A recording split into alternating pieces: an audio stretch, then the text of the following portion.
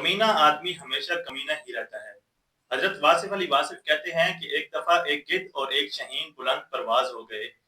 बुलंदी पर हवा में तैरने लग गए। वो दोनों एक जैसे ही नजर आ रहे थे। अपनी बुलंदियों पर मस्त, जमीन से बेनियाज, आसमान से बेखबर, बस मसरूफ परवाज। देखने वाले बड़े हैरान हुए कि ये दोनों हम फितरत नहीं, हम परवाज कैसे हो गए। शहीन ने गिद्ध से कहा, देखो इस दुनिया में ज़ौक़े परवाज के अलावा और कोई बात काबिले गौर नहीं है। गिद्ध ने भी तकल्फाना कह दिया कि हाँ, मुझे भी परवाज बड़ी अजीज है। मेरे पर भी मुझे बुलंदी परवाज के लिए मिले हैं। लेकिन कुछ ही लम्हों के बाद गिद्ध ने नीचे देखा। इसे दूर एक मरा हुआ घोड़ा नजर आया। इसने शहीन से कहा, जहन्नम में गई ये तुम्हारी बुलंद परवाजी और बुलंद निगाही।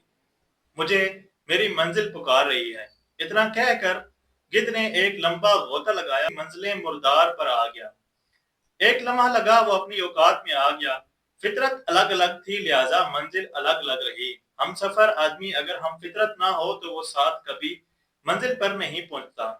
इंसानों को अगर गौर से देखा जाए तो ये मालूम करना मुश्किल ही नहीं होगा कि फितरत अपना इजहार करती रहती है।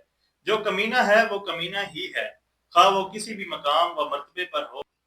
मियां मोहम्मद बख्श फरमाते हैं कि नीचा दी अशनाई कोलों फैज किसे नहीं पाया, किक्कर ते अंगूर चढ़ाया ते हर गुच्छा जख्माया।